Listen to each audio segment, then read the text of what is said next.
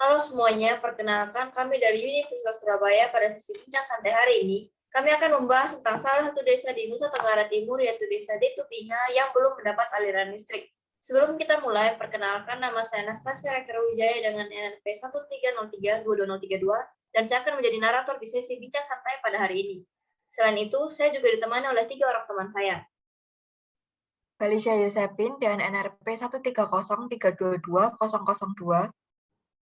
Dinda Kristanti dengan NRP 130322082. Dan saya Gracia Gabriela, NRP 130222039. Ya, langsung saja kita mulai. Di era modern seperti saat ini, listrik itu sudah menjadi salah satu kebutuhan primer dalam kehidupan manusia. Tapi ternyata masih banyak daerah di Indonesia yang belum mendapat aliran listrik. Salah satunya ialah Desa Detupinga yang berada di Kecamatan Tanawawo, Kabupaten Sika, Provinsi Nusa Tenggara Timur.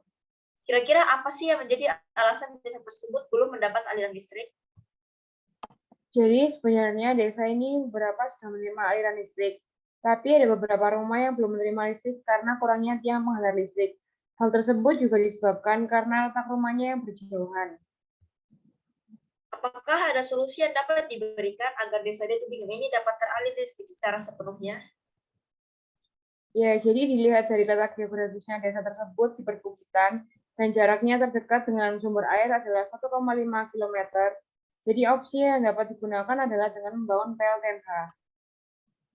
Kalau boleh tahu nih, PLTMH itu sendiri apa ya? Jadi PLTMH itu adalah pembangkit listrik yang menggunakan aliran sungai, irigasi, ataupun air terjun dengan kapasitas aliran dan ketinggian tertentu dari instalasi untuk menggerakkan turbin dan memutar generator. Aku mau nanya lagi nih, bagaimana sih cara kerja dari PLTMH itu sendiri? Jadi cara kerjanya yaitu aliran air memutar poros turbin sehingga menghasilkan energi mekanik, dan energi ini kemudian menggerakkan generator untuk menghasilkan energi listrik. Kalau boleh tahu, komponen-komponen apa saja yang diperlukan untuk membangun PLTMH?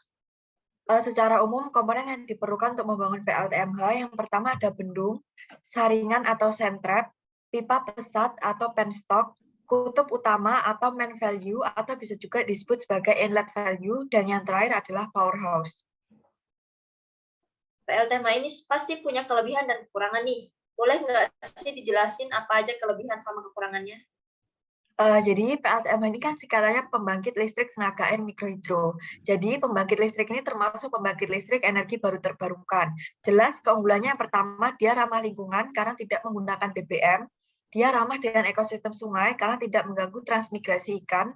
Dia pembangunannya cukup mudah dan dapat dipasang di mana saja asalkan ketinggiannya itu minimal 22,5 meter dan debit airnya itu 250 liter per detik. Kemudian dia itu teknologinya handal dan kokoh, dapat beroperasi lebih dari 50 tahun. Kemudian efisiensinya cukup tinggi, 70% hingga 85%, dan biaya pembangkitnya rendah. Untuk kekurangannya sendiri, yang pertama, biaya instalasi atau biaya investasi PLTMH ini tidak bisa dikatakan murah. Kemudian besarnya listrik yang dihasilkan itu tergantung pada tinggi jatuh air dan jumlah air. Kemudian performa PLTMH ini biasanya menurun pada musim kemarau karena jumlah airnya berkurang, serta faktor jarak mempengaruhi kualitas listrik. Jarak penerima listrik terjauh yang dianjurkan adalah 1 hingga 2 km dari PLTMH. Jadi begitu teman-teman, solusi yang dapat kita berikan untuk Desa Detupinga agar bisa mendapat aliran listrik secara sepenuhnya. Sekian dari kami, terima kasih sudah menonton video bincang santai kami pada hari ini. Dan mohon maaf jika ada salah kata yang tidak berkenan di hati, kami pamit undur diri.